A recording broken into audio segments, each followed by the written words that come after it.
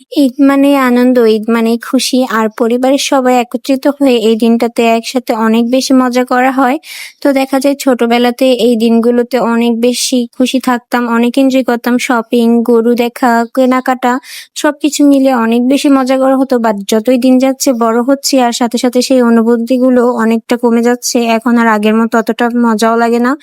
তবে যাই হোক, ঈদের একটা দিন, এটা হচ্ছে একটা বিশেষ দিন। এখানে খুশি থাকাই দরকার। তো দেখা যায় সারাদিন কি করলাম, সবার সাথে একসাথে অনেক বেশি মজা করছি। সেই সবকিছু নিয়ে আজকের এই ছোট্ট একটা ভিডিও। আশা করি তোমাদের ভালো লাগবে। হ্যালো, আসসালামু আলাইকুম এন্ড ঈদ মোবারক সবাইকে। সবাই কেমন আছো? আশা করি সবাই অনেক বেশি ভালো আছো এবং সবার ঈদ কেমন কাটলো অবশ্যই কমেন্টসে জানাবে। তো কে কোথা থেকে আমার ভিডিওটা দেখছো সেটাও জানাবে। তো এই তো এটা হচ্ছে ঈদের দিন সকাল থেকে ব্লগটা শুরু করেছিলাম। তো সকালে উঠেই যেহেতু নাস্তা করে নিয়েছিলাম আর অনেক সকালে উঠতে হয়েছিল, সেই দিন মেহেদি নামাজে চলে গিয়েছিল আর আমাকে ঘুম থেকে উঠিয়ে দিয়ে দেন আমি নাস্তা করে নিই ফার্স্টেই, সকাল সকাল ওঠার কারণে।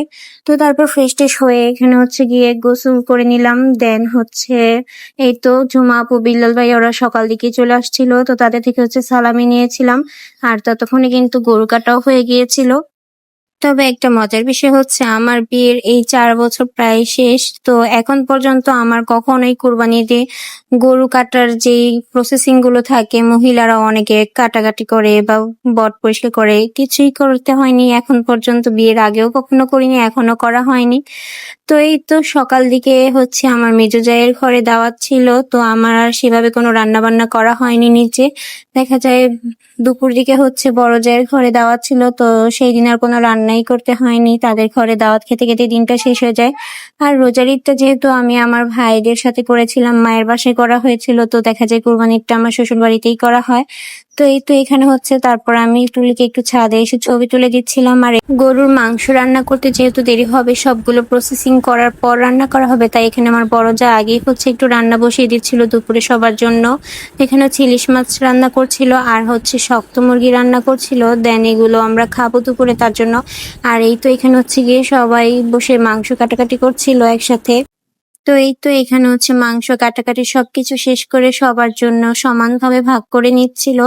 আর এই তো কাকে কাকে দেওয়া হবে সেগুলোই ভাগ করে বিলিয়ে দেওয়া হবে। দেন এখানে হচ্ছে আমার রুমে আমি, তুলি আর সবাই হচ্ছে একসাথে বসে আড্ডা দিচ্ছিলাম।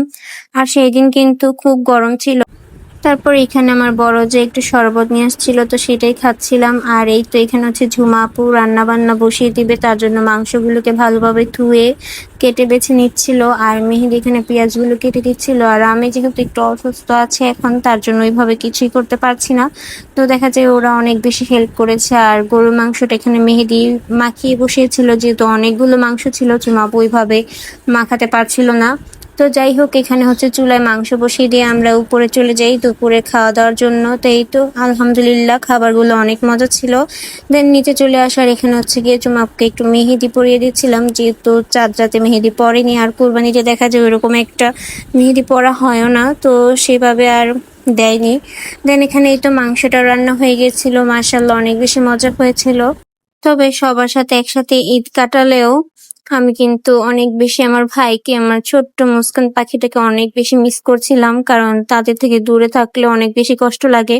তো যাই হোক, আমার শাশুড়ি যেহেতু এখনো অনেক বেশি অসুস্থ আর উনি এখন বাসায় আছেন আমাদের সাথে, তো সবাই ওনার জন্য দোয়া করবেন। আর এখানে হচ্ছে সন্ধ্যার দিকে তো মেহেদির 2জন ফ্রেন্ড এসেছিল, রাব্বি আর রনক, তো ওরা দেখতে এসেছিল আমার শাশুড়িকে। ওদের হালকা পাতলা কিছু নাস্তা দিয়েছিলাম, খাওয়া দাওয়া করছিল। আর এই তো রাতের বেলা আমি আর মেহেদি হচ্ছে এখানে একটু মুভি দেখছিলাম, রাক্ষস মুভিটা। অ্যান্ড সারাদিন অনেক বেশি ক্লান্ত থাকার পরও অনেক বেশি ভালো লাগছিল, ঈদের একটা দিন শেষ হয়ে গেল।